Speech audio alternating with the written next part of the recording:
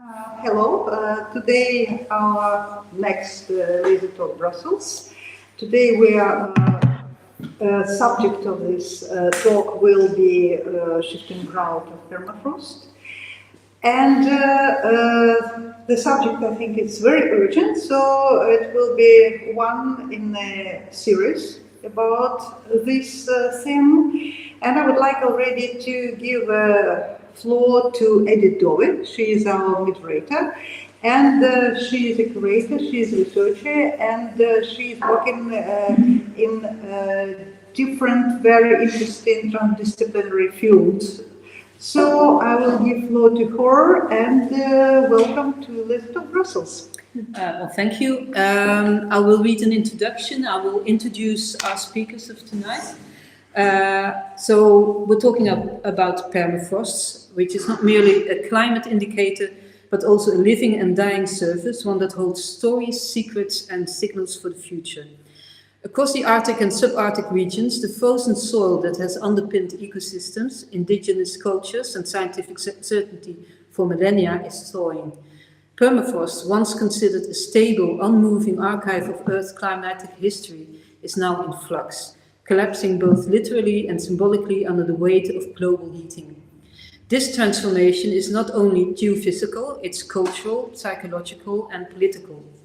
Melting permafrost releases greenhouse gases, awakens dormant microorganisms, and disrupts traditional ways of life. But it also raises deeper questions about memory loss, resilience, and how we relate to our changing planet. In response to these urgent questions, Laser Talks Brussels brings together artists and researchers whose practices offer new ways of sensing and thinking through permafrost material and metaphorical transformations. And this talk doesn't take place in Gluon for nothing, but also in the framework of their ongoing collaboration with artist Laure Winants as part of the Studiotopia 2.0 program. So the participants are Elise Guillaume, an interdisciplinary artist, and Dr. Severin. Do I pronounce it correctly? Yeah. More or less. Environmental psychologists present, and they present the project Waves of Resonance, focusing on the sensory and emotional landscapes of marine sounds from the North Sea and the Arctic. The project investigates how listening can deepen human ocean connectedness and encourage pro-environmental attitudes. And then we have Laure Winants, a visual artist, and Anastasiya, who is on the screen, Halauniova, if I pronounce it correctly, a sociologist at Science Po. Laure presents her project Time Capsule, which is a project that investigates how permafrost regions are inscribed with disappearing knowledge systems, linguistic, cultural, and environmental, and how those losses echo far beyond the Arctic. And Anastasiya is going to talk about her research on the adaptation to permafrost thawing. So I will now read some bios so that you have some more information. So Elise Guillaume's interdisciplinary practice includes film, video, sound, photography, and sculpture, sometimes presented as immersive installations. The body is a central element in her work. It becomes a vessel for interpreting the interconnections between the beings that make up our world. Interested in the relationships between psychological states and environmental change, her work blends scientific research with personal introspection. This approach often takes her into the field, and also under the field, I would say, in the field, including to remote environments such as the Atacama Desert and the High Arctic. Through her work, she conceives of the intimate as environmental forms to explore the possibilities of a renewed relationship with the earth and one another. And Anastasiya, I do it in chronological order. Halauniova is an urban and environmental sociologist, currently based in Paris, informed by feminist theories of care.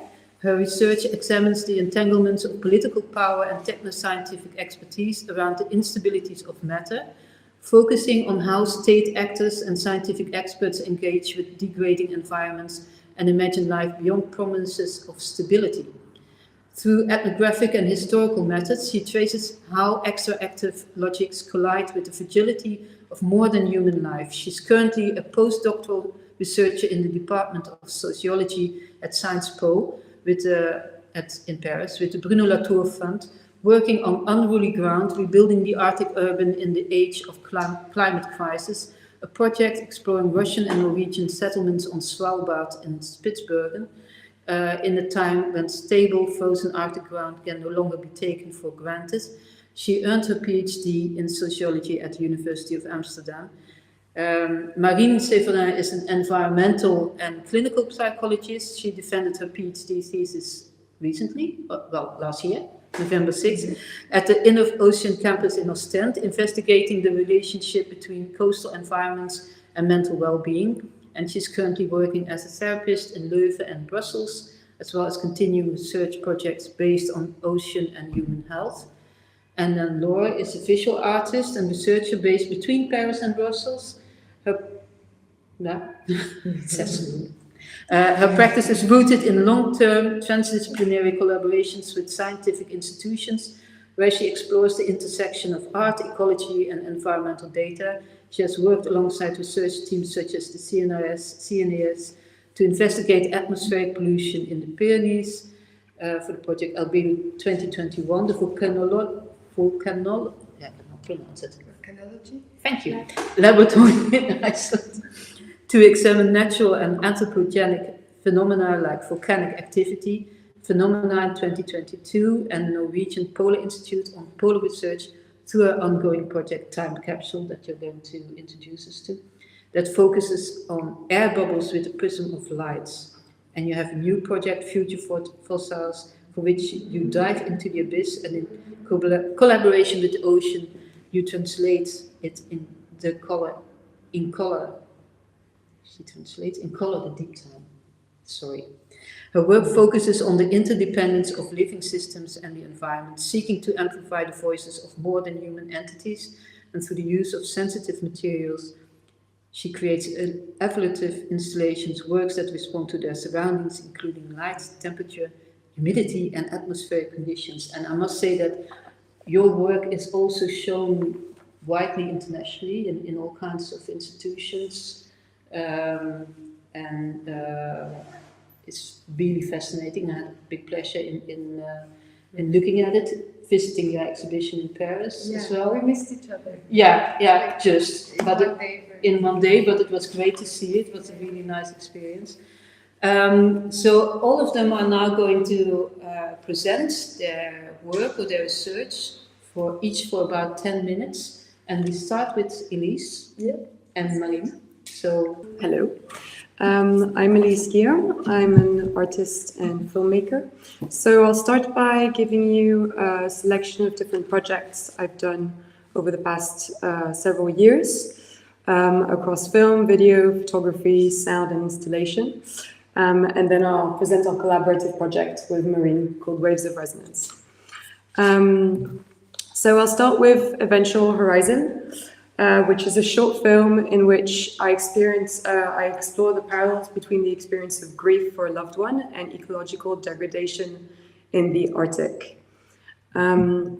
So I'm very interested, like Edith said earlier, in between the parallels between psychological states and environmental change. So I look at that through films, video, sound, and photography as well. So in Eventual Horizon, which was filmed in the Arctic, visually we see macro footage of the body blending with ice. We hear the sounds of melting ice as well, and we're guided by a voiceover that is quite exhausted by the emotional weight of these issues, but still holds on to hope for life as well. So it's a fluid yet fragmented narrative at the same time.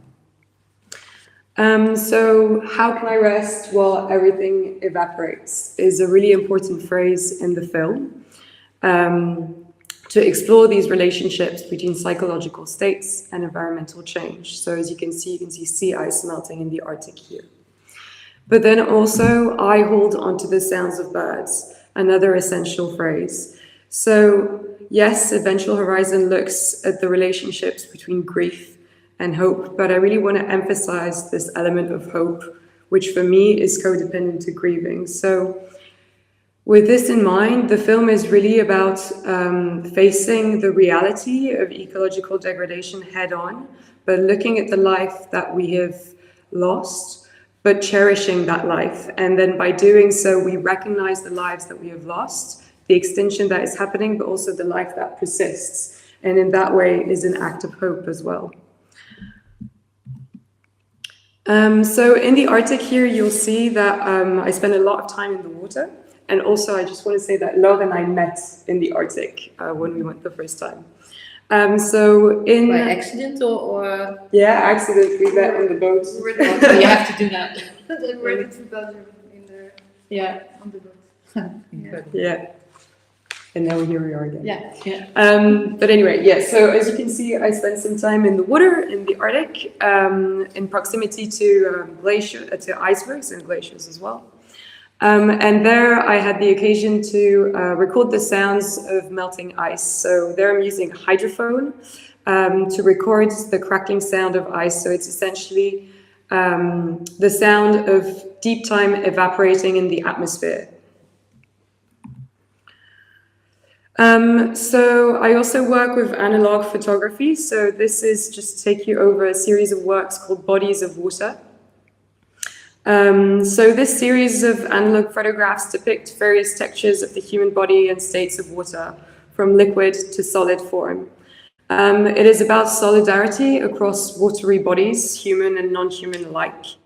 And the work in some way also enacts what theorist Estrida Neumanes says, which I think you might be familiar with too, what she calls hydrologics. So it's ways of knowing with water. So these images were also taken in the Arctic. Some of them are taken from the perspective of being in the water. So like you saw me earlier with the hydrophone, there I was taking images of small crevices of ice. And then here you see I'm holding seaweed. So those images that you just saw are actually developed with a seaweed-based developer. So it's an alternative to traditional chemical processes to process analog negatives, but also prints. And so this is seaweed that I found washed ashore on a beach in the Arctic. And I used it to develop the negatives and also the prints of these photographs. So here's just some images of the process. So on the left, you have the seaweed. In the middle, the process of making the developer and then the negatives. So this is just like an installation view of some of the works. But then also these photographs are also part of a wider installation, which takes the form of being kind of halfway of a laboratory and a darkroom arranged with the seaweed in between the negatives. So the audience was really invited to come along and to look closely at these different elements which came to collaborate to create the works. So yeah, the fascination for seaweed and love for seaweed continues in this work too. So this is a series called Regenerate. It's a sculptural series made of steel, seaweed, more particularly Fucus vesiculosus. So it's a type of bladder wax, so intertidal brown seaweed, which you find in the North Sea. And it's been transformed into what I call seaweed skins. So essentially it's a type of biomaterial. So my work is really about, it thinks of the body is quite centered into the work, and it's really thinking about through the body, about our relationship with the more than human. So this is an installation view of Regenerate in my last show, Par le Corps, which was shown at La Chapelle Jeanne d'Arc Contemporary Art Center in France. I'll just play a time lapse of the work. So you see there's really work of the light coming through. It's an architecturally built series of sculptural works as well. And here a close-up of the seaweed skins. So some of them are sewn together. I'm really fascinated by their delicate yet malleable textures as well. And I'm really interested in this duality too, with this tension between fragility and resistance. So how are these made? So these seaweed biomaterials, seaweed skins as I call them, I forage both living and dead specimens of fucus. Then I boil them, melt them, cook them. These gestures for me represent gestures of domestic labor, but also gestures of care, after which this cooking recipe, let's say, of seaweed is then poured and then dries. It is then peeled and becomes a skin. As you can see there, I am peeling it off the mold. Yeah, so like I said, some of them is hand sewn together, and this is a process I also sometimes do with my mother. So yeah, regenerate, tombs, seaweed, skin. It's a work about working with seaweed into the species' metabolic cycles, life, death, and regeneration. Again, here exploring the relationships between grief and hope, our bodies and the ocean in a time of climate crisis. Currently, I'm working on a new film project called Within from Below. And it starts from this question, where does the frequency of the body go when it dies? So Within from Below is a short film that explores the relationships between our bodies and the ocean through sounds, from both a scientific and metaphysical perspective. It is part of an ongoing series of films, so like Eventual Horizon, about climate, grief, and hope.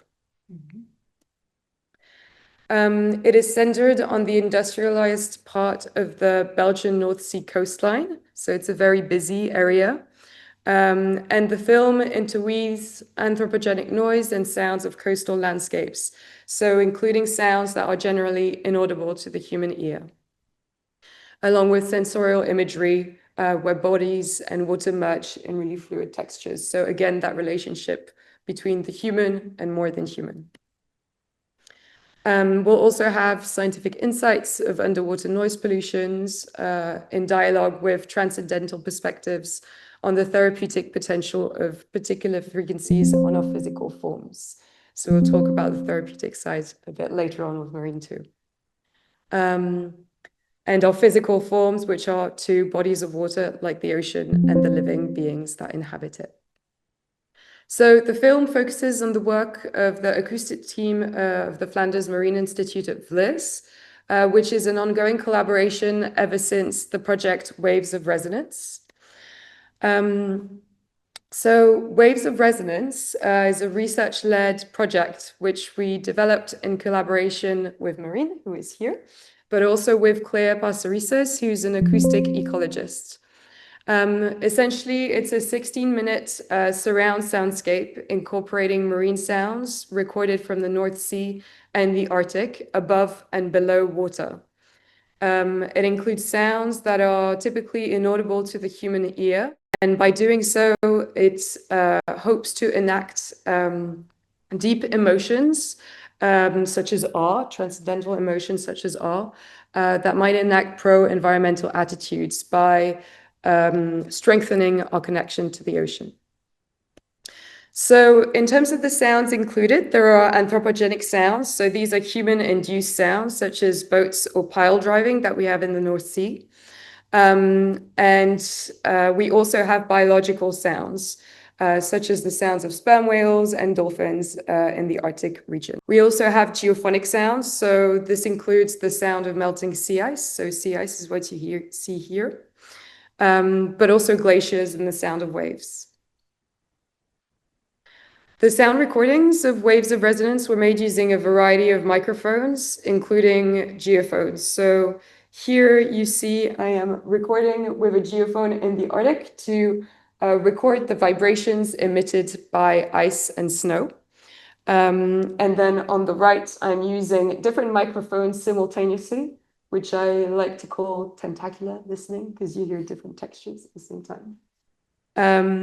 And then in parallel to this, like I was saying earlier, working with the Vlis acoustic team, it includes recordings from the North Sea, so essentially noise pollution. So here you see acoustic gear being deployed into the North Sea. And what happens is that this gear is deployed for several months, and then it is retrieved afterwards. So here you see the acoustic gear coming back full of barnacles. And then the Vlis acoustic team gathers the data and processes this Of course, the North Sea is a very busy area, so there is a lot of noise pollution in this region. So, like we said earlier, Waves of Resonance is about researching the psychological impact of listening to marine sounds. So the edit of the sound piece was informed by this research. So the way the study was conducted and co-led with Marine was through a series of workshops in the UK, Belgium, and France. The first workshop happened at the Royal College of Arts with art students from contemporary art practice, so a very particular sort of setting. So these are images from the workshop. And then in the second workshop, which we gave during the Day of Science at the Flanders Marine Institute of Liz, we had a more general public, but people who were already having a connection and an interest to the ocean. And in the workshops, participants were invited to listen to the sound piece, but also fill in questionnaires before and after, so that we could quantify the effect of the sound piece in terms of the impact on their stress, their mood, and their connection to the ocean. They were also invited to take part in a multiple choice questionnaire to recognize and learn about specific sounds of the ocean recorded from above and below. And then at the end of the workshops, they also received a list of pro-environmental actions locally in which they could take part in. And the third workshop was led at La Chapelle Jeanne d'Arc Contemporary Art Center in Thouars, where I just had a solar exhibition, which was quite a different context to the previous two. So that was interesting as well for the research. So within this context, Waves of Resonance was presented in the crypts of a chapel, so already in a dark space, only with dim lighting coming from one of the regenerate pieces, which you saw earlier with the seaweed. So there was one sculpture at the end of the crypt, which was the only source of light. The sound piece was presented across 5 speakers, so it was a very immersive experience. And also the mix of the sound piece was made in situ, so in line with the architecture of the space. So now you'll listen to an excerpt of 2 minutes. I encourage you to close your eyes if you want.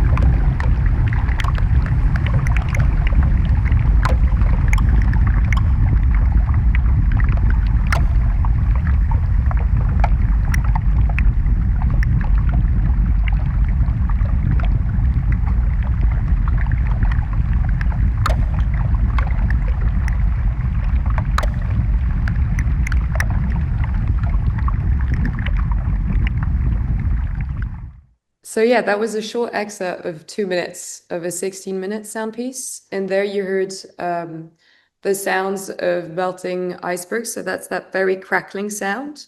So it's basically, yeah, deep time evaporating into the atmosphere as it goes. And I always question, okay, this evaporates. There's a form of grief to it.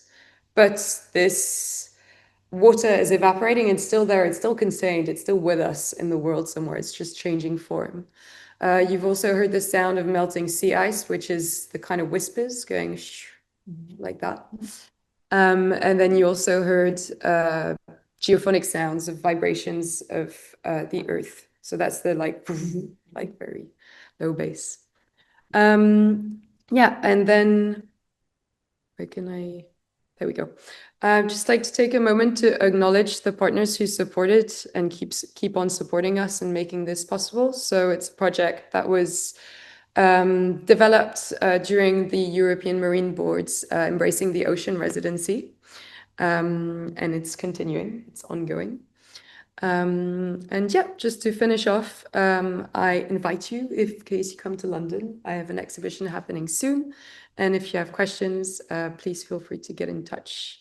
So now I'll pass on to Marine to talk more about her work and the research behind waves of resonance. Okay, hello. So I'm just gonna briefly present my research first in general, and then present also the more research side of waves of resonance, so the project that we did with Elise. So the main theme of my research is ocean and human health. It's a emerging interdisciplinary topic, and basically it looks at the interactions between ocean health and human health. As there is more and more evidence that, of course, the two are inextricably linked. So before, the interactions were mostly looked under a negative standpoint, but recently we observe an evolution of research that look more into the positive interaction. So, for example, how us humans can positively impact the health of our ocean and how the ocean positively impacts our health. So the main research focus was looking into how the ocean impacts our health. And numerous studies already show that living close to the coast or being exposed to the coast has a beneficial effect on our physical and mental well-being. So what I then looked at was why that is and what are the underlying mechanisms. So research already suggested three mechanisms. You have the mechanism of mitigation, which means that the coast benefits well-being by reducing exposure to environmental stressors, such as traffic noise, heat, and air pollution. Then we have the mechanism of insuration, which means that the coast benefits well-being by promoting psychological and physical resources. So we know that being by the coast increases your rate of physical activity, and it also provides more opportunities for pleasant social interactions. Then we have the mechanism of restoration, which means that the coast enables to recover from depleted cognitive and physiological capacities. In other words, it means that when we're at the coast, our stress level and mental fatigue reduces and gives us a feeling of calmness and revitalization. In addition to these mechanisms, we know that the coast also offers an immersive and multi-sensorial space that enhances our well-being, such as through the sound of waves or its vast, expansive horizon. Also important is that the coast is linked to a specific kind of cultural narrative where it's typically perceived as a place of leisure and healing. So these perceptions also likely influence why it affects our well-being. And so if we look at this, we can identify different dimensions, so environmental, social, physical, and cognitive. But what about the more emotional dimension? So this is what I looked more into. So I focused on three different environmental states that have been shown to positively affect our well-being and that potentially were linked to the coast. So the first one is the emotion of awe. So awe is typically triggered when we perceive something as bigger than ourselves.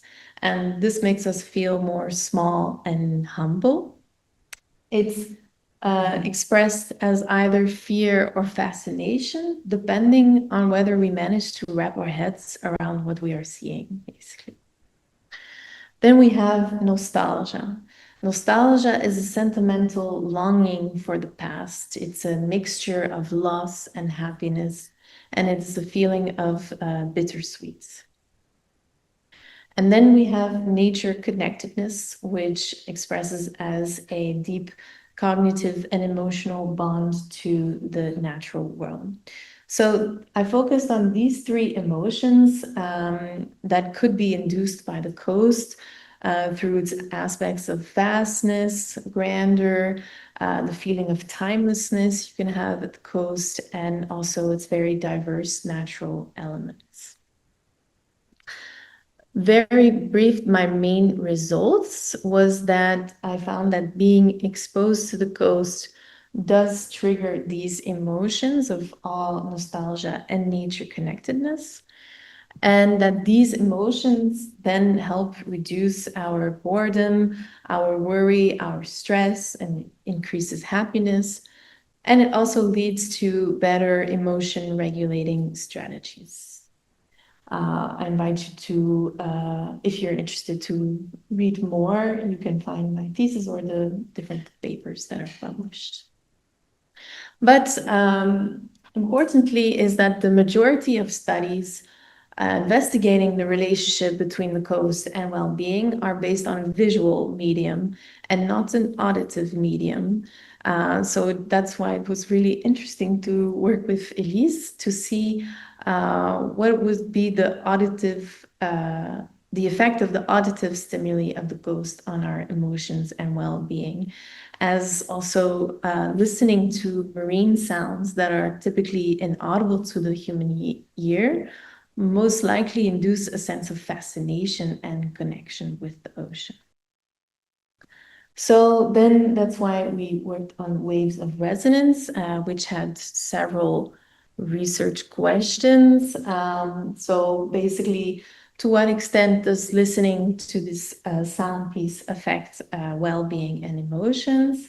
How do people actually perceive the different sources of sounds that they could hear? To what extent does the workshop affect ocean literacy? So ocean literacy is a global term that defines how connected we feel to the ocean, what attitudes we may have, and what kind of ocean-friendly behaviors do we have. And then finally, also looking into what level of knowledge do people actually have regarding ocean sounds. So as Elise mentioned, we used questionnaires and also group discussions. More specifically, we had a questionnaire before listening to the sound piece and one right after. In the questionnaire before, so we measured the participants' socio-demographics, how frequent they visit the coast, and what are their initial level of connection to nature. We measured the frequency of ocean-friendly behaviors and their momentary state of well-being, as well as their emotions. Then after listening to the sound piece, we again measured their well-being and emotions, and also how connected they felt to the ocean at that time, what kind of attitudes they have towards ocean sustainability, and what are their intentions towards ocean-friendly behaviors.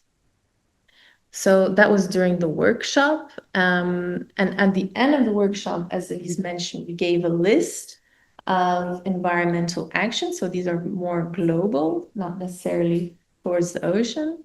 And we also gave international and local-based initiatives. So this was tailored to each region where we did the workshop.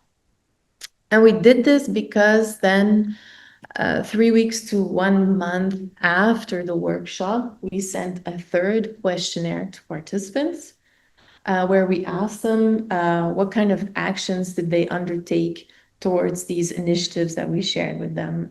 Did they, for example, look up these initiatives online? Did they follow on social media? Did they make a donation? Did they volunteer? So yeah, we were curious to see that as well, and their overall frequency of pro-environmental actions and ocean-friendly behaviors.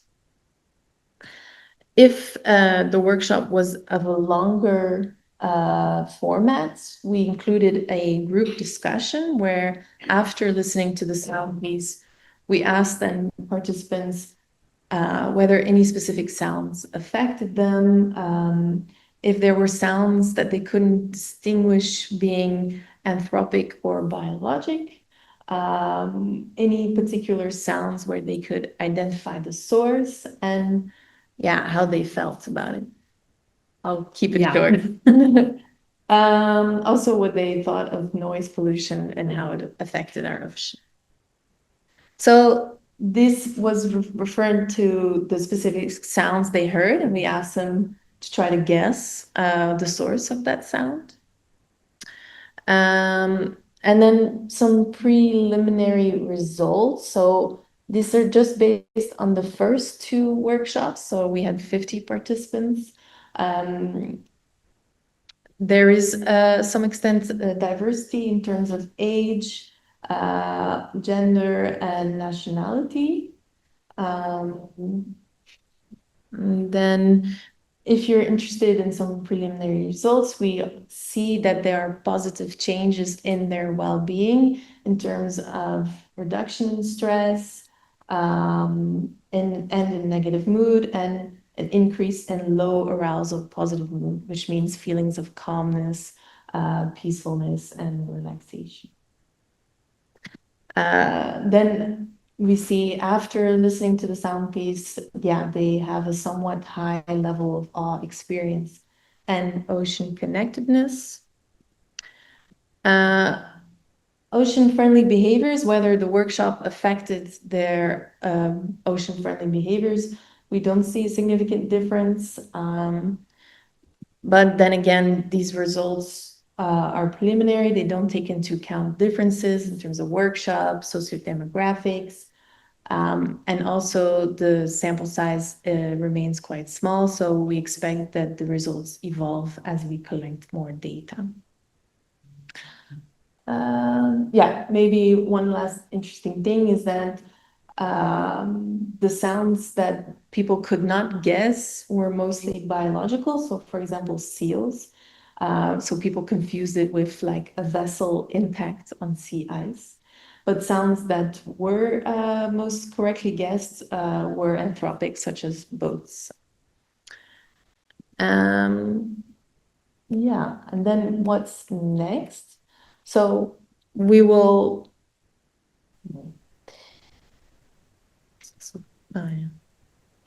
further progress in analyzing the data and interpreting the results. We also aim to look more into the therapeutic potential of the sound piece by doing workshops in clinical settings as well. And depending on the results, look into potential reinforcers or barriers of how the sound piece affects ocean lives. Okay, thank you. Yeah, hi everyone. Thank you.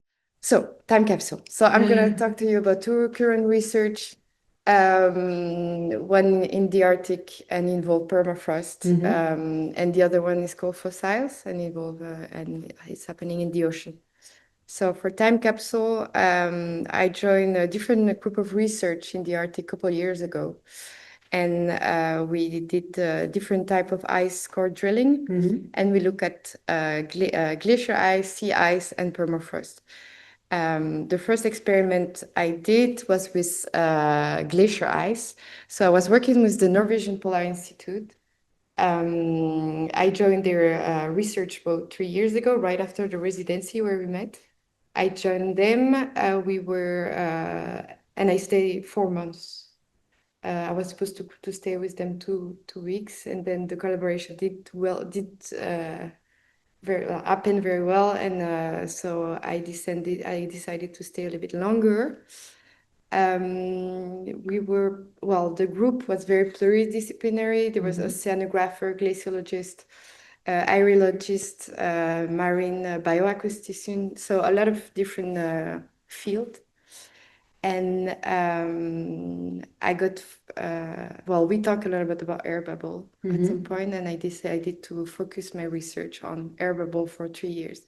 So the better way to look at air bubble while doing ice core is to cut the ice core in thin ice section. Yeah.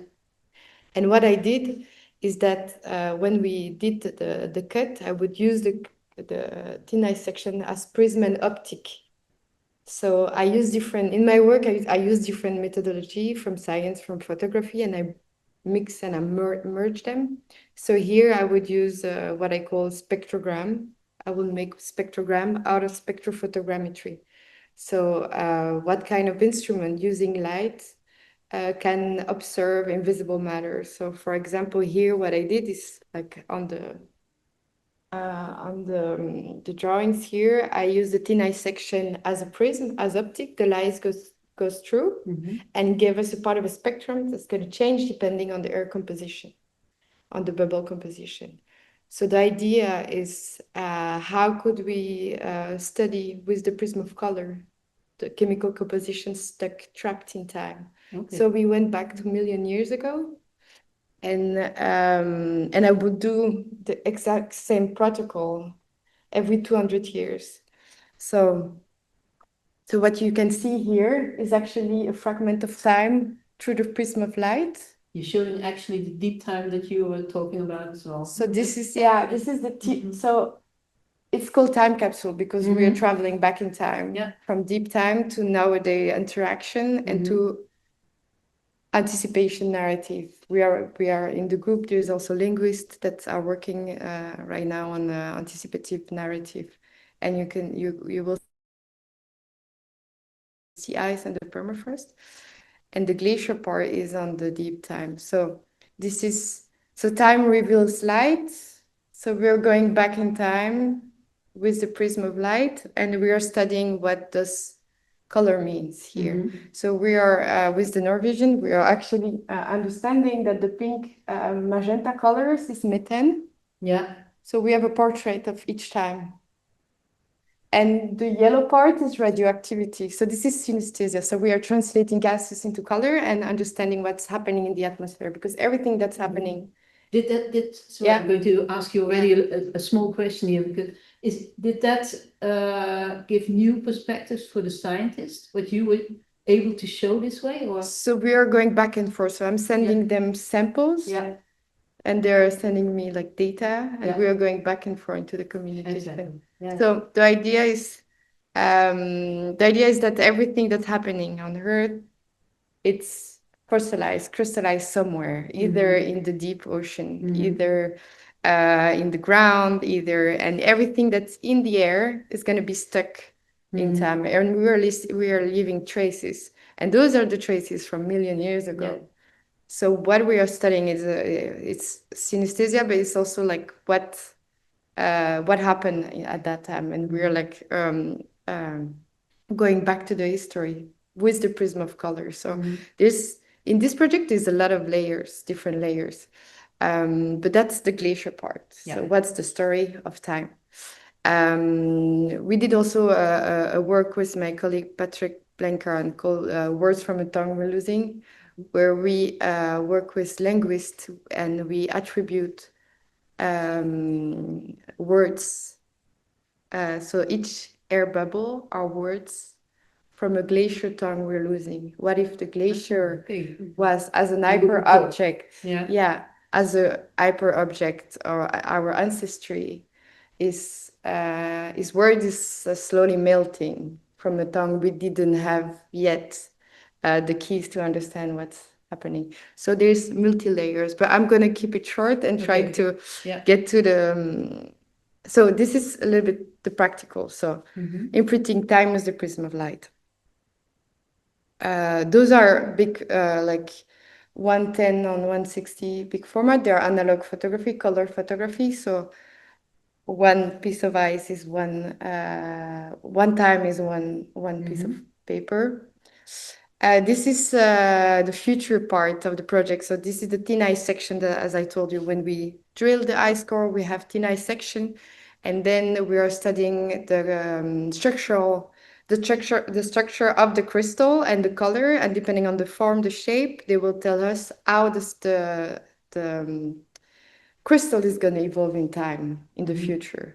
So we are looking at information in 200, 300 years from now, and how the ice is going to melt in the future. So, and you can see the air bubble. You don't see it very well, like, you don't see air bubble a lot in my work, but we talk about it all the time.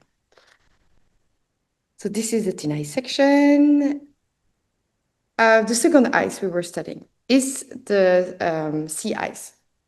So for this, so for each type of ice, we use different instruments depending on the optical properties of the glacier ice. We use the optic, we use spectrophotogrammetry because it was a beautiful object for the refraction of ice. Here, the salt in the sea ice, the salt is so present that it's not possible to work on the optic.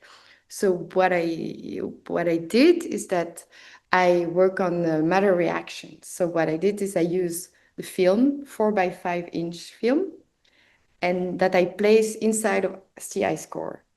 And with the process of melting, there's a reaction between the gelatin and the air bubble. They will react to one another and will crystallize. And actually, the form and the shape of the crystallization and the color is going to give us information to what was inside of the air bubble. So now we're studying the color. For example, this one is more blue and this one is more gold, yellowish. And we're trying to understand what happened at that time in the sea ice. The sea ice develop the techniques while you're going. Yeah. So as I told Ramona 2 days ago, the subject is going to come first, and then I'm going to see which form it's going to take depending on what I need, what is more meaningful, depending on the research. So for example, here, the salt was so present, we needed a reaction, to do a reaction with something. Here I use film because the gelatin is perfect and crystallize the air bubble. Otherwise, it's just going to go. So this is also a portrait of time, younger time, because sea ice is very, you cannot go back in a million of years with the sea ice. It melts and it's reshaped every year, like permafrost, but I will go, permafrost change can be liquid and ice again. So that's the sea ice parts. And now the permafrost. So what happened with the permafrost? So I did the research right after sea ice. It worked. Permafrost is full of mud and a lot of information. The optical properties were not very good to work as an optic. So I did the reaction again on another type of film. So this is big, large format analog film. And I did the same experiment. I placed, so we did a drilling of permafrost in the Arctic. I conserved and I kept all the ice core. And we did the experiment where I placed the film inside of the permafrost ice core, and will the melt, there is colors appearing. So we are going back and forth studying. But in this case, there's different color and different form and shape. Yeah.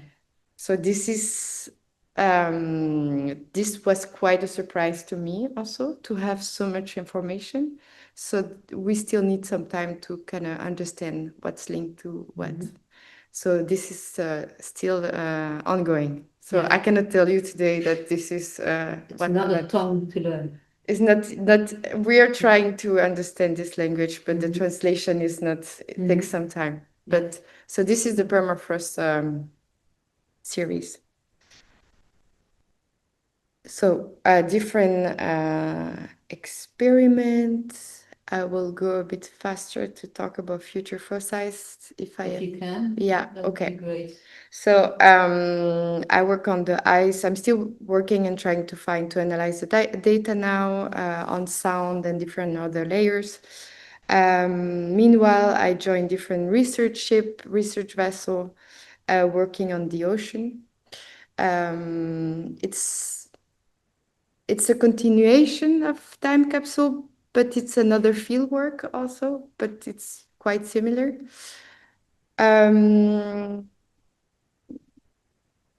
So, as I told you, first the subject, and then I will try to understand what will be the better form or shape to the research. And for this case, we decided to, what if everything that's happening in the air bubble, what happened in the ocean? What are the future fossils we're going to create in the future time? Everything that's happening in the air is actually happening in the ocean, and depending on the different tide and current, you have a lot of information to a lot of things that happen in the ocean. So we created a display that could react. So it's an acid and light sensitive display that react into color in everything that's happening in the ocean. So the idea is to imprint or to make a portrait of ecosystem interaction in the ocean. So between the water, the chemical water composition and the environment. For example, kelp forest, or if we have corals, what would be this interaction? So this is the display for now. So it's a merge between pH paper and photosensitive paper. So it actually, the problem with the pH paper is that the data is very short. But here the good thing is that the light is gonna fixate the process. So the idea is to dive into the water column, and we decide different spot where to place the display, depending on what we are looking for, and in different field work. Can I ask you a question again? So it's a bit mixed, but Yeah. I think, because it's obvious that you're diving without air. Yeah. Is that done to not disturb, or do you want to have a closer contact with? That's freedom also, and using my body as my own instrument. Yeah. The idea is that the less I have around me, the less I disturb. I don't leave any trace, and I'm totally fluid in I'm totally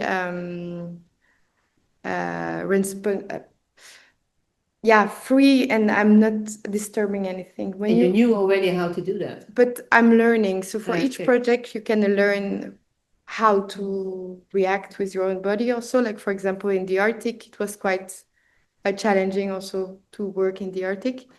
You need to think about, battery-less material. You need to think about a lot of things. And here for the project, the idea was, we need to dive to a certain point, and I need to learn how to do it. And I need to learn how to do it without extra material. Because if you dive with the tank and everything, you need a boat, you need people, you need, it can be very, it depends on your level. But for me, it works very well like this. And I'm very conscious of the ecosystem also around. So that's good. But it's a process. We are learning. I'm never alone diving. I always need to be with somebody. If I'm alone, then I text. I'm here for an hour. I give the localization, and I put my phone under my car, and then I will dive. But usually I'm not on my own, so that's good. And so I dive in different sites for now, in different water ecosystem. Also very interesting to understand the ecosystem from the water. So I'm placing. So I start the project with the Tara Foundation. We are still working together on this and evolving the project like side by side with the researcher. This is how it looks like when I dive. So for now I dive. This is like 20 meters more or less, and I can stay 2 minutes. So I reached my goal recently. So I'm very happy about it. But so the idea is that I need time to unfold the display, to check the turbidity of the water. So it's like you check the light, how much light, and I calculate everything. And then I pack up, I go up, and then I need to reveal with water the result. And now we are, as I did with the other research, understanding what's the color and which form, what does that say what is it telling us? So here is an example of one of the show. We have so here you have all the color here that we're doing. It's so we are going from we are getting closer to the seaside, to Kotor. So we did 10 stops with the research vessel, and every stop I did 3 dives. And now we are understanding like what is happening to Kotor. And we are analyzing. So we have the samples from the Tara Foundation, and we are crossing the data from my paper. So how do we work together with the light? In this show, in 104, what I did is that on the wall, everything on the wall is from the expedition, and everything on the table, it's I placed the paper that we created in this big box with water from the exhibition, and this is going to crystallize the time frame of the exhibition. So you will have a direct intervention of the people on the display. Okay. So this is a crystallization of time and the chemical time in the show. So depending if it's winter, summer, depending on of a lot of things, you will have a different. And I show you the results. This is the result. So it's going to crystallize and change color also. Okay. So I've been showing. So for each show, I have a different paper, and then it crystallize. So this is one type of the result also. I don't want to cut you too short, but but I'm done. Aware of the time, so that was it. Thank of you course. very much. Now we have to go somehow to Anastasiya. If you're ready, Anastasiya. Yeah, I am. Do you hear me well? Yeah. Okay, fantastic. Actually, I also wanted to say thank you, Laura, so much for inviting me, and thank you, Laser Talks, for accepting a boring sociologist at an event that is mostly about experimental methods of visualizing changes in the climate and permafrost. So I'm afraid I will be the least visually inspiring participant today. But since I'm a sociologist, then I will do what I do professionally, tell stories and talk about people's practices and perceptions and interpretations. And actually, I wanted to start with the title of our event, Shifting Grounds of Permafrost. It captivated me, and I wanted to pause and first ask, where does this phrasing comes from, and what story does it tell about permafrost? And then I will get into my research. So if we look at how permafrost is currently talked about in the news or scientific reports, the story about it usually goes as follows. So for a long time, permafrost, which is this frozen ground, was stable, reliable. It was even considered eternal. That's where the name comes from, permanently frozen ground.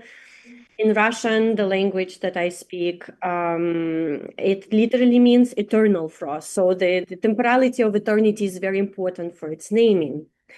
And so the story from the news says to us that only recently has permafrost begin to thaw and degrade.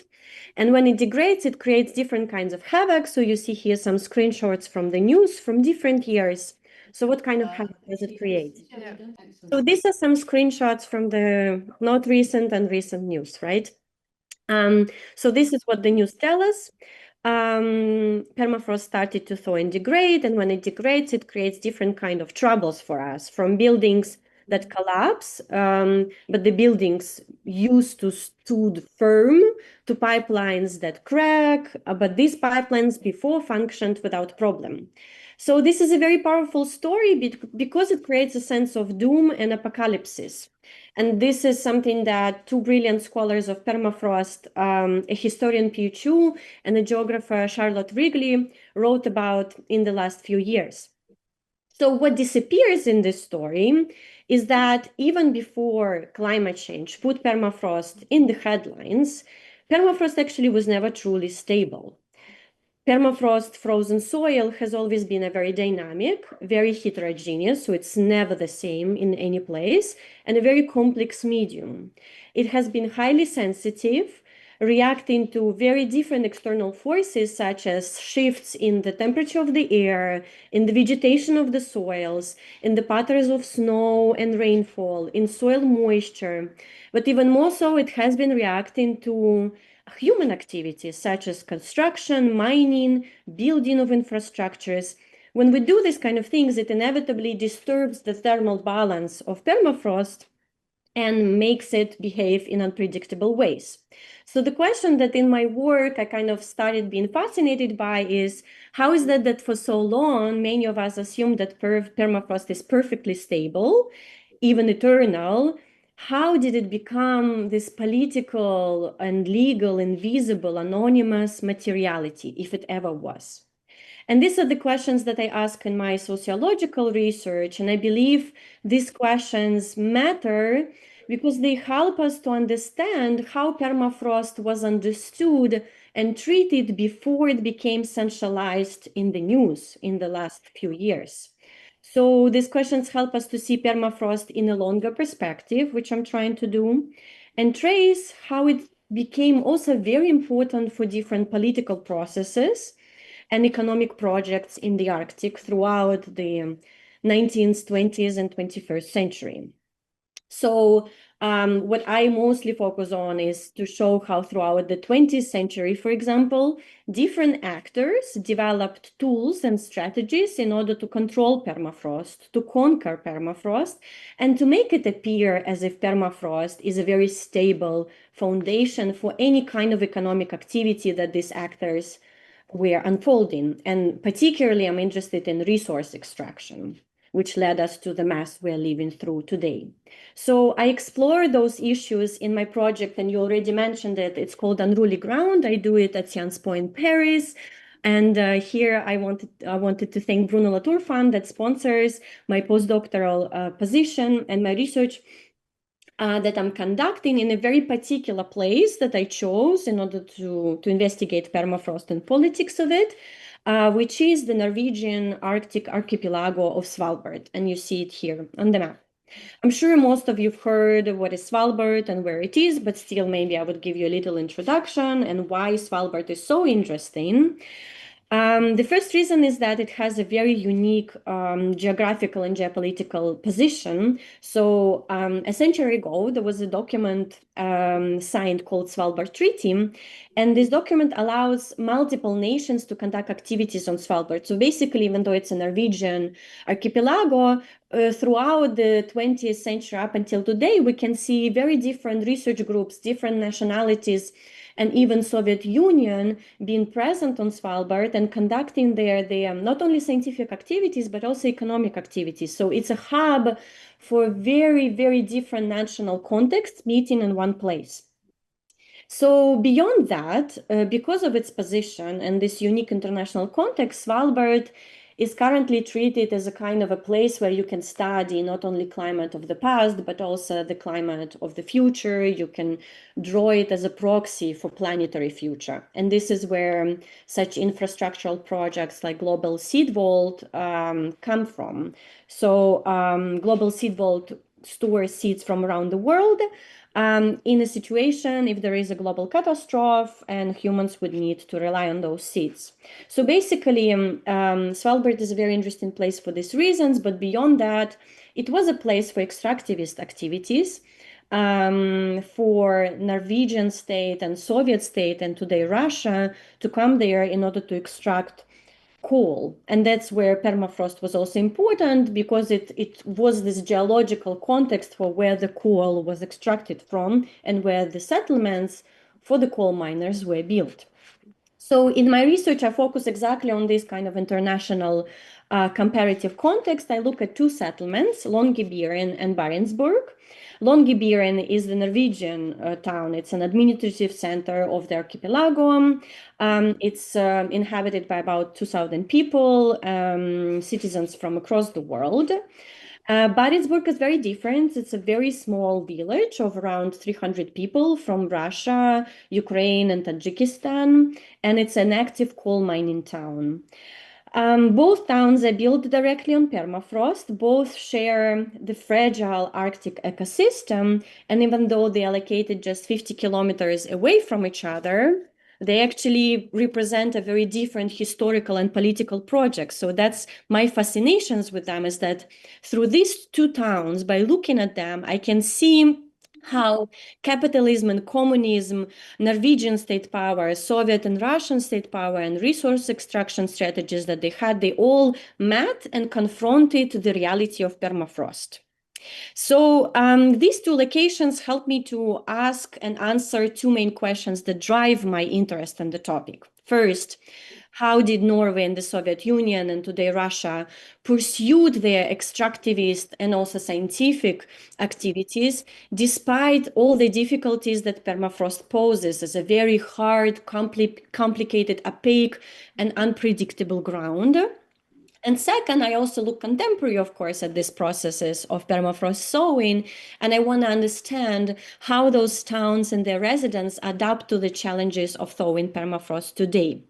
So I know that answering these two questions will take a while and definitely more than an hour and more than 10 minutes. So I wanted to draw your attention just to a few little insights that I gathered from my research around the issue of adaptation today. So I will start with Barentsburg. In Barentsburg, the Russian mining town, permafrost degradation does not take a very spectacular, dramatic form as the news report described it maybe in other locations. And instead, residents witness permafrost degradation not directly, but through slowly emerging and growing cracks. So these cracks run through foundations, walls, roads, staircases, and ceilings of buildings they live and work in. And one such wall that you see here on the slide has become kind of a canvas where Barentsburg locals write down their names and their height in order to imprint their existence in this town. So given the pervasiveness of these cracks and different kind of damage that is taking place in Barentsburg, maintenance and repair of buildings is paramount in this town. So when I spoke with local builders and maintenance workers, they told me that their main job is basically not to build new stuff, but to maintain what already exists in a working enough condition. There is no urban development plan, so there is no urban expansion in Barentsburg, no new roads, no new buildings or infrastructure, but builders and maintenance workers, they are repairing what's already there, keeping it functioning enough so that it doesn't fall apart immediately in the coming month or a few months. And that's what people tell me, that's the goal. We try to hold on to what we've got. So the real challenge for their job is not exactly the Arctic climate, but actually the lack of material maintenance of the town's buildings and infrastructures throughout the years. You see the image of some of the cracks and also the residential building on permafrost. And these buildings were built in the 70s, and since then they haven't been repaired. So what place does permafrost degradation have in all of this? Residents agree, and they know about permafrost degradation. They agree that permafrost contributes to this kind of buildings collapsing and cracking, but at the same time, for them, they interpret it as the human factor is more important. What do they mean by that? So according to the locals, permafrost requires constant care. You have to pay attention to the thermal regime of permafrost, not only when you construct a building, but also when the building continues to live throughout years and decades. So builders need to anticipate how permafrost will be affected by very different forces, and maintenance workers need to handle those kind of relationships and processes throughout the long run of the building or infrastructure. And this means that they need to pay attention to vegetation, to snow, to rain, and whether the water is leaking from the pipes because it can thaw permafrost underneath, and so on and so on. And more than that, residents do not necessarily interpret cracks in buildings as coming from permafrost degradation or as something that is climate related, but they often see it as a failure of care. So they interpret it as a result of limited resources that the state has. The state simply lacked the means to maintain infrastructure for them, and so they understand it as a sign of a deeper structural neglect of their buildings and their lives, not only of permafrost per se. And here I would like to shift very fast to Longyearbyen, the Norwegian town, because there actually the processes and the practices contrast really sharply with Barentsburg. So unlike in Barentsburg, Longyearbyen is a settlement that is oriented towards growth. Even though the town cannot expand geographically, it's quite complicated. The Norwegian state and the municipality emphasize that the town must grow vertically. So you need to build bigger, faster, and hopefully cheaper, which also, because of the weight of the growing building, will affect permafrost underneath. And that is why all the structures that were already affected by permafrost degradation, they're currently being replaced and repaired, and more buildings are kind of awaiting this kind of weight of renewal. So in Longyearbyen, residents and maintenance workers interpret permafrost differently. They see cracks in the walls and other signs of damage, and they almost always read it as evidence of climate change. So not as lack of maintenance or lack of care like in Barentsburg, but climate change per se. As many residents told me, climate is changing, and so now permafrost is no longer stable. Architects and engineers I talked to also complicated this picture. They told me about the history of Longyearbyen, and they shared that unlike Barentsburg, where buildings were elevated on really long piles, which creates the kind of longer durability for a building in permafrost, even if the ground shifts and changes. In Longyearbyen, the piles are quite short, just a few meters deep, and also they're made of wood. So this makes buildings and infrastructures much more sensitive to any kind of change in permafrost. And when I spoke with a state official in Longyearbyen who was responsible for managing the town's properties, he explained that these buildings were constructed on the short piles because at the time of the construction, let's say 1960s, no one was expecting permafrost to lose its stability in Longyearbyen. So much of the town's construction was not designed with permanence in mind. It was supposed to be a short-lived settlement, and lives of people there were supposed to be short in a way that people come and go all the time. So it was carried out before kind of stricter regulations came in, and under the assumption that the building would only need to exist for a limited amount of time. And this shows us that in the past, the town was imagined with a very different timeline in mind. Buildings were designed for immediate use. And today, as my research shows, the sense of time is reimagined because Longyearbyen is being recast and re-narrated as something that should exist for as long as possible. So we need to build on deeper piles, engineers suggest. So this logic is very straightforward. The deeper the pile, the more stable the building should be in the future, and the more secure the imagined future of Longyearbyen will be. So here, actually, what is interesting is that the question about permafrost and climate change is translated into engineering solution and the question, how deep should the foundation go? So, with this all in mind, what do we learn from the small vignettes of my research on Svalbard? And I wanted to emphasize a few things for our conversation. First, I would like to recognize that permafrost was never been a passive layer of lifeless soil, and it was never imagined as perfectly stable and eternal ground, actually. Life on permafrost has always meant negotiating with it being very vital and very dynamic.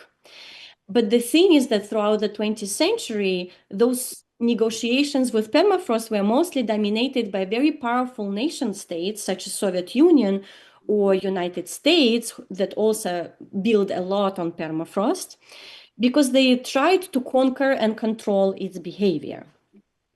Second, I think we need to pay much closer attention what it actually means to live with permafrost. because it will reveal to us that life on permafrost requires really a very particular type of care. It's a constant care, it's a constant attuning to the processes and relationships that permafrost has with very different forces. And these forces can be natural and environmental, like air temperature, but they also can be anthropogenic, such as extractivist activities and construction. So from that, we need to accept that permafrost is a rather fragile entity, not in a sense that it is weak, but in a sense that it always moves in relationships to other forces, so it responds to them. And so I want to suggest to take the practices of the people that I study with, and also other social scientists do research in the Arctic with residents in different geographical locations, and to think about permafrost as something that is not permanent and reliable, and now we're losing it, but something that has always been fragile and moving and was always shaped by different political priorities. So that would be my moral of my story. Thank you very much, Anastasiya, and all of you for your very rich presentations, to which I'm now going to add a little and ask some questions. And then we will also have the possibility for the audience to ask questions. What is clear also from Anastasia's presentation is maybe also today's realization in general that life is fragile and always changing, and that for a very long time we just thought of the Arctic as permanent. And maybe it's also a sort of integral human need to have this stability. And in the past, in recent years, this has completely been swept under our feet, whether it's natural or political. We're living in strange times, a time of monsters, as we could say.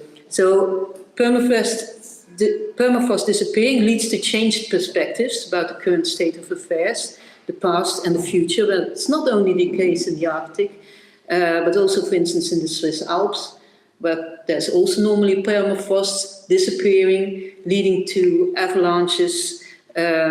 In Siberia, where you have these gas explosions. And one glance at the website of the Worldwide Fund for Nature can steep you immediately in a deep depression, because it makes clear how devastating the situation actually is. The summer Arctic sea ice is shrinking at 13% per decade, and overall the sea ice gets younger and thinner, and this accelerates the warming of the entire Earth and leads to rising sea levels, without even mentioning the consequences for Arctic wildlife or human inhabitants.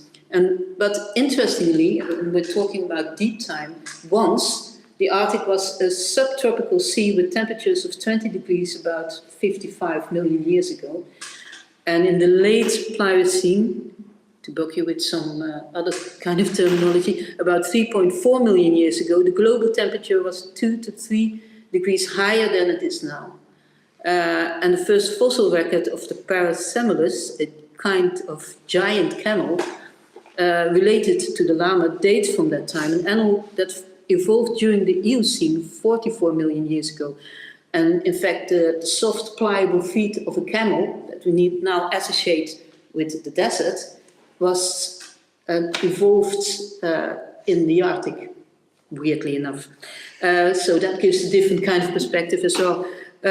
So whereas the climate changes back then were natural, we're now, of course, confronted with Anthropocene changes that make even more devastating and can add to the guilt that you are talking about as well, that we might have. Maybe not everyone, but somehow from your research I got that is also maybe talked about. But it's nevertheless interesting to see how different the Arctic was in the past. In our relatively short lifetime, we have become used to this cold, icy and snowy land stretches. I had to think of the word romantic sublime when you were talking about awe, where we sort of, on the one hand, have this human need for stability, but we also want to have this being struck by an immense landscape and being a bit afraid, but still safely behind in our home.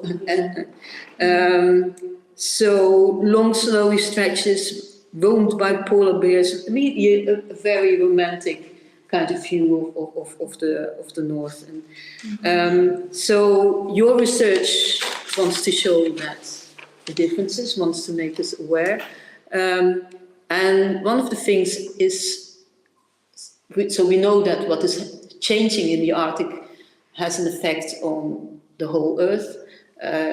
Anastasiya was talking about the global seed fault that was also threatened by permafrost. And so we thought that was a very stable building. I don't know if you've ever seen it, but it's a concrete building that you think will last forever, and that was threatened by permafrost as well. So nothing is basically stable. But apart from that, why the Arctic?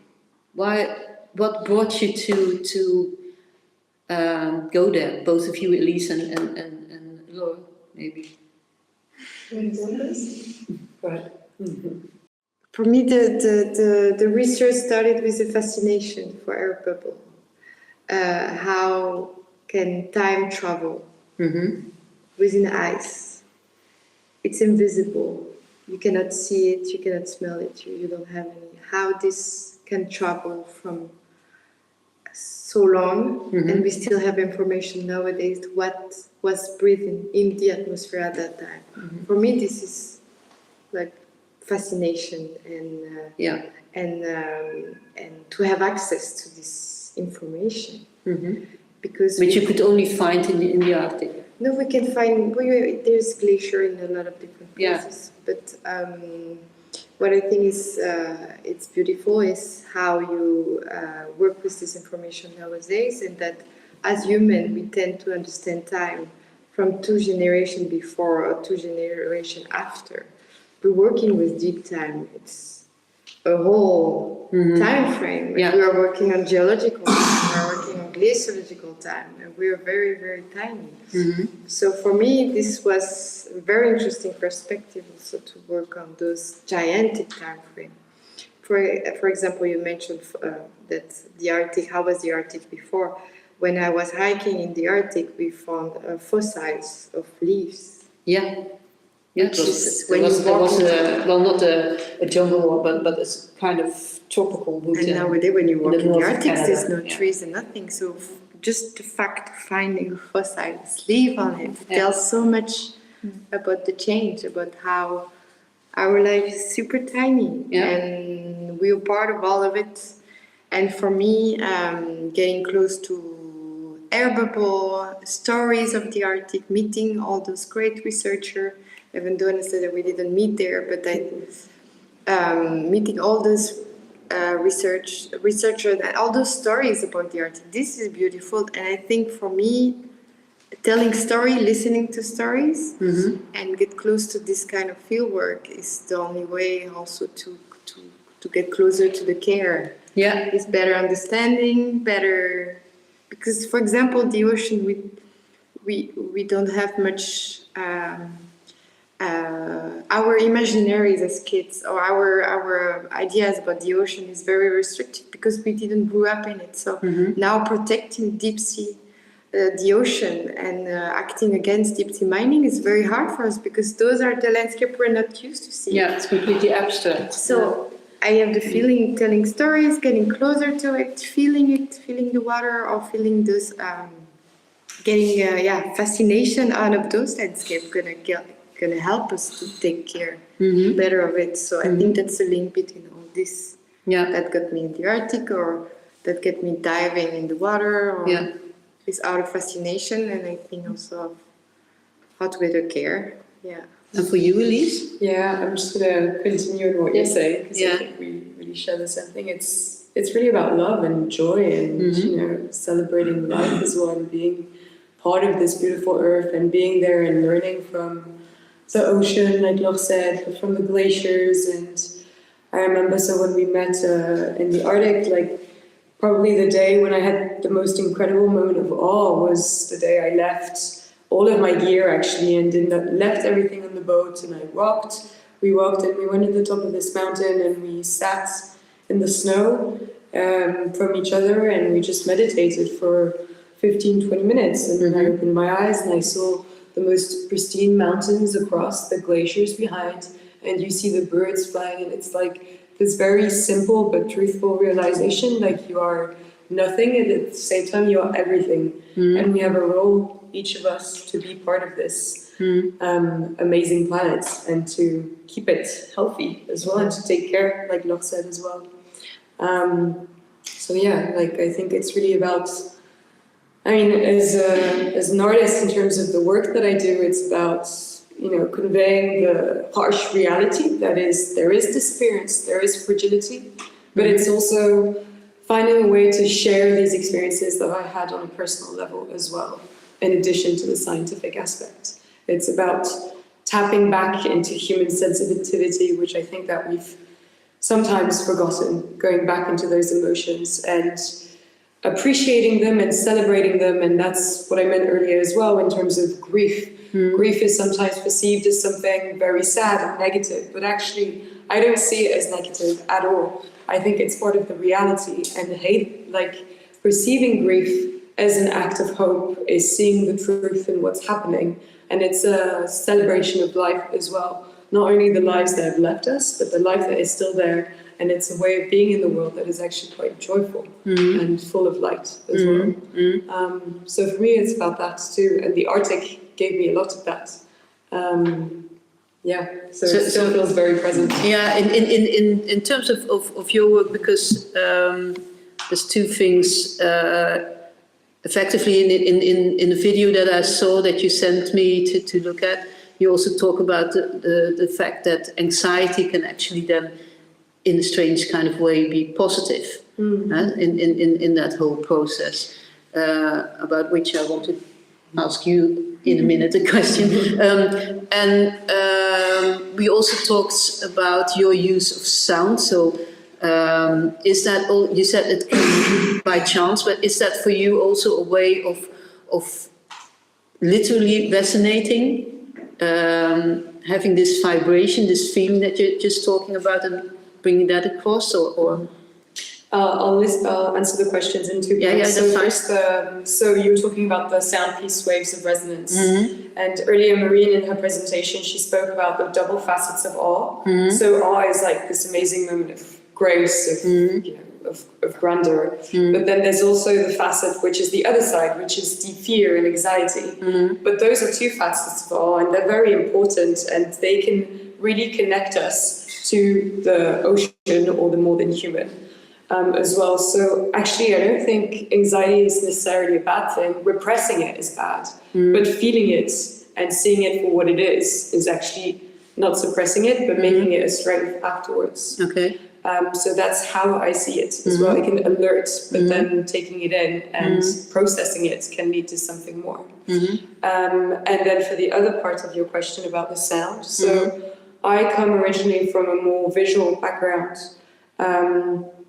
But I've come to realize that sound does something that images do not, in a way, especially I'm not speaking of all images, of course, but we live in a world where we're consuming images constantly, a lot of violent images as well. And there's something which I've noticed is becoming quite dangerous, is that we're becoming desensitized to this violence.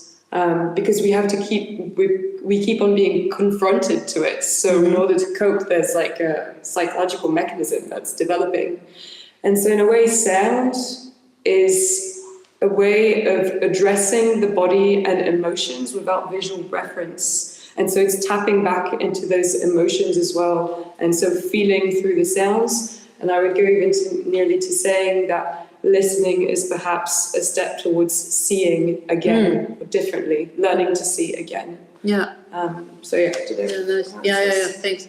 In terms of anxiety with yours, because you're talking about living near a coast or an ocean as something that can bring stress levels down, and I inadvertently had to think of the fact I live in Normandy, and recently it happens more and more often that the valets break down, which causes a lot of anxiety. So nothing, but not really.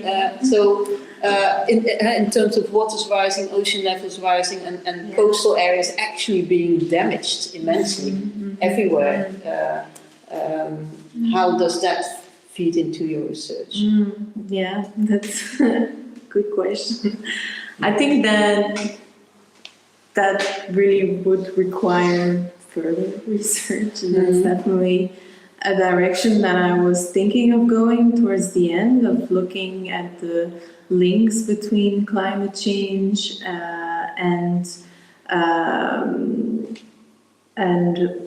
well-being and health, and how the impacts of the climate change affects also the way that the ocean benefits our well-being. So, like you mentioned, these kind of natural disasters in a way, and how do we then cope with that, or how does that make us change this initial perception that, okay, the coast is a beneficial place for us. I think that some coastal communities, no matter what, prefer to still live there. Like, it is their home, it is their whole life. So, yeah, basically, I wouldn't really know yet what to say about that. I think that's definitely. Yeah, in terms of your research, I had also a completely different thought of the calming effect of looking at water, if it's not storming, and I imagine. Yeah. But is that somehow also related to the fact that we as humans exist for about 50 to 60% out of water, or is that a ridiculous remark? No, I think that that's a really pertinent remark, that we come from the ocean and it's a part of us. So definitely this sense of like pulling us towards our roots in a way. But also what you mentioned, that if we get a feeling of calmness when it's only calm water. I think I once did an interview with someone who said that she actively went to the coast when it was stormy, because it also helps to reflect the storm that is in us in a way, that we can see, okay, the sea also expresses its anger and its sadness, and that these, I feel also within me that it's okay to feel like this as well. Yeah, a bit like what Elise was saying, how this anxiety is a part of us as well. Yeah.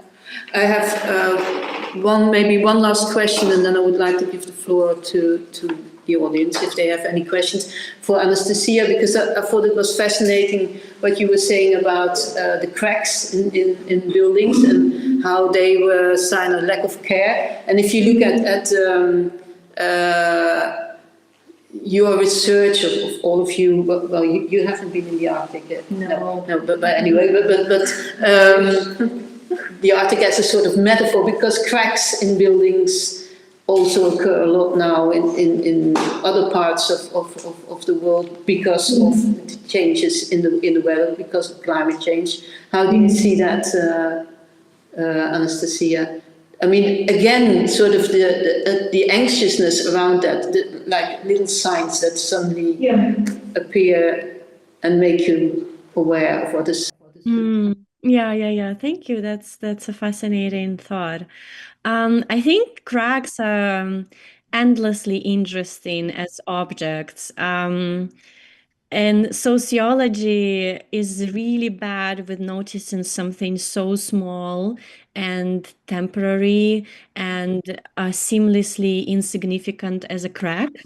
But I was growing up in a country, kind of in a time where Soviet Union collapsed, in Belarus, where all your life, all your belongings, all your savings, even everything was either completely destroyed or cracked. And so people would learn to live with them, to repair them, to give to things another life by just doing this like temporarily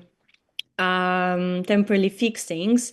And I think that's why when I arrived on Svalbard and I came to Barentsburg, the first thing that I've noticed was this pervasiveness of cracks in everything, and that so many people are dedicated. Their whole salary comes from handling the constantly appearing cracks.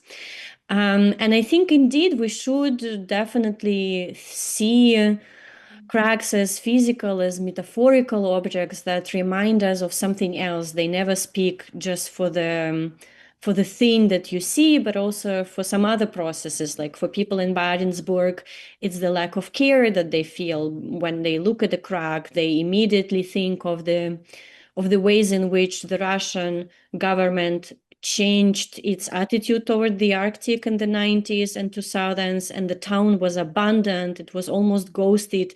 And there were even times where people in Barentsburg did not have heating for a few days, or they did not have properly functioning infrastructure, which was really dangerous. So the crack is never just a crack.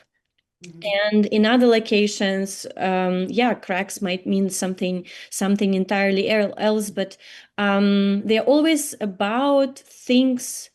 It's a reminder of things falling apart, and maybe falling apart earlier than you expected, and also an invitation for certain kind of action and engagement with this thing. Either you let it grow and you observe it, or you react immediately. And I think those are the differences. I am super interested generally in kind of slowly unfolding of material infrastructures that are happening in different places. I did my research also a lot on degradation of buildings and patina and cracks in Poland and Lithuania and Belarus. But I think in the Arctic, it's particularly insightful because it's so much more. The crack in a building gives access, kind of breaks away the illusion of this comfort that was built in the Arctic. And so the coldness is invited then to your house, and you're affected by the cold air so much faster. And I think then suddenly people start realizing that this comfort that they keep imagining in the Arctic, it was really a very recent phenomenon and an illusion that now they need to rethink. And maybe that's also one of the things that is happening. Thank you. Yeah. A lot of what you've brought forth of you has to do with this notion of rethinking, re-looking, re-listening, and taking another stand on the world we live in. So, the audience, are there any questions that you want to? Well, first of all, I want to thank you for all your presentations. I see that the four of you are impressed and really enjoyed the beauty of the destruction. And the images I see, also in the works of art, it's so beautiful, it's aesthetic. The question I have is about the sound. When I hear the sound, I close my eyes, as you asked to do, and I immediately had the association of the noises in the womb of the mother.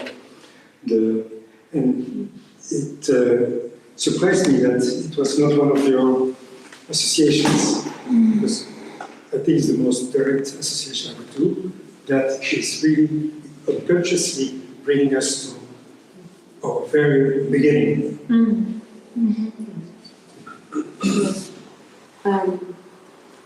We've had, so when the sound piece was first shown in that crypt I showed earlier, so you have to imagine you're already going downstairs into a dark space, so yes, you're not the first person to say that. You listen to maybe 2 minutes that are quite calm. Some of the parts of the sound piece aren't calm at all. You're listening to all the noise pollution in the North Sea, so there's a duality within the work too. But it's been very interesting to see how different people are welcoming the work. So I didn't notice what I'm going to tell you about firsthand, but I found out through Elise Guillaume, who's like the person in charge of the publics at the art center where the sound piece was shown.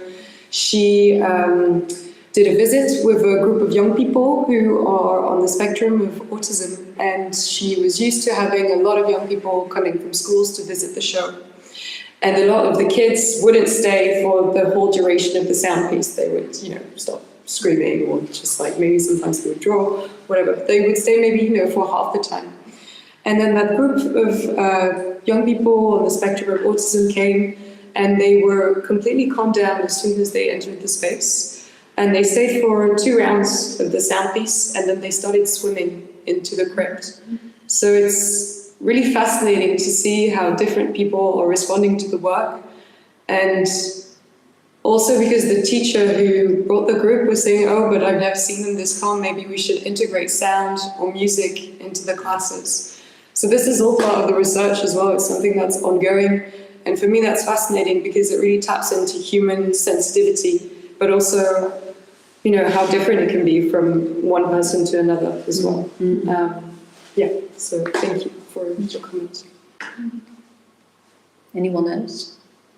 I was just wondering, for your pictures, do you mean that you put the film in between like ice sheets and or sheets of permafrost and let it thaw? It's just like that? Yeah, just like that. I place the ice on the... Yeah.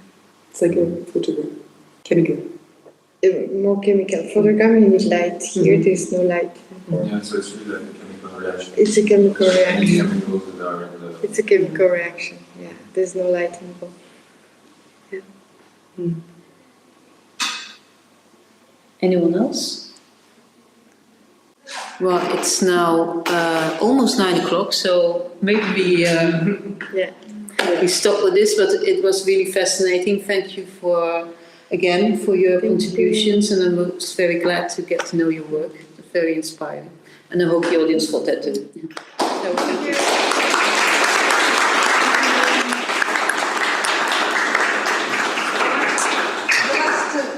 Words, thank you very much for who has fallen on YouTube or stream. At least we've got 5 people following us. And so I would like to thank Gluon, who hosted this event, and I hope that next time will be more some kinds of the interesting subject coming to the laser talk. Thank you. Thank you.